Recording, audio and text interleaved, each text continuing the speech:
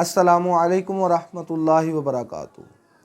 नमाज के 7 फ़राइज़ जिनके बग़ैर नमाज नहीं होती, अगर इनमें से कोई एक भी छूट जाए तो नमाज फासिद हो जाती है, नमाज नहीं होती। तो आइए इनको सीखिए, समझिए, इन पर अमल कीजिए कि वो कौन कौन से हैं। सबसे पहले नंबर पर है तकबीर तहरीमा।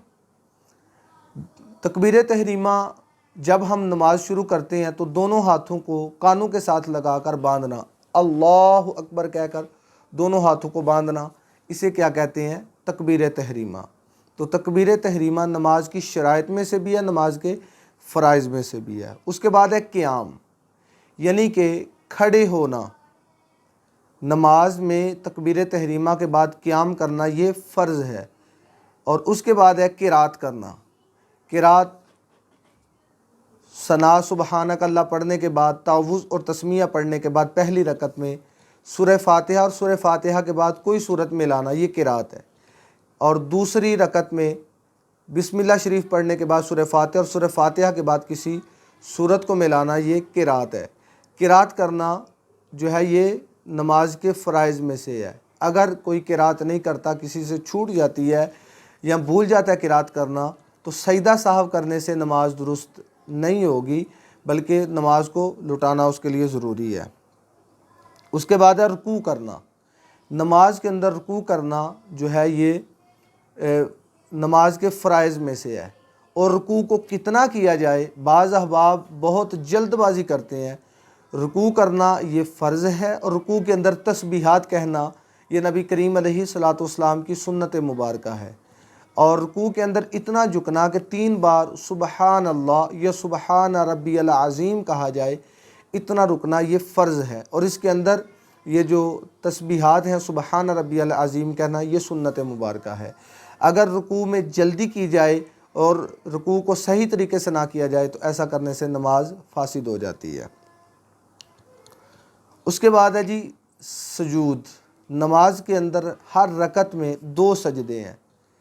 अगर किसी ने एक सजदा किया, एक नहीं किया, तो ऐसा करने से सजदा साहब ज़रूरी नहीं, ऐसा करने से नमाज फासद हो जाती है।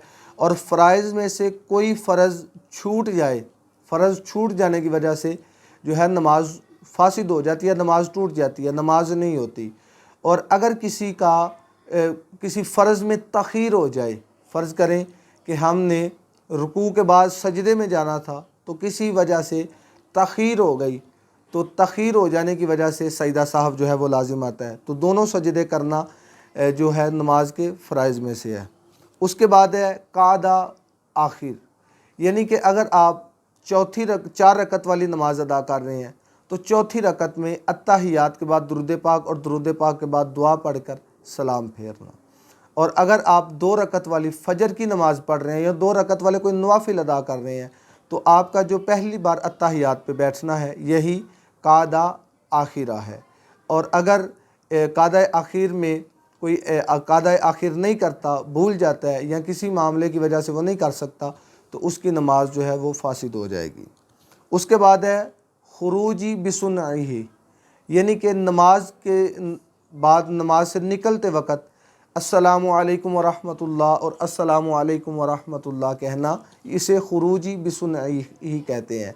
और अगर कोई सलाम फेरे बग़ैर ही नमाज से निकल जाता है तो अगरचे उसने अत्तहियात, दुरूद पाक और दुआ पढ़ ली, लेकिन उसने खुरूजी बिसुन्नही पर अमल नहीं किया, उसने सलाम नहीं फेरा, तो उसकी नमाज फासिद हो जाएगी।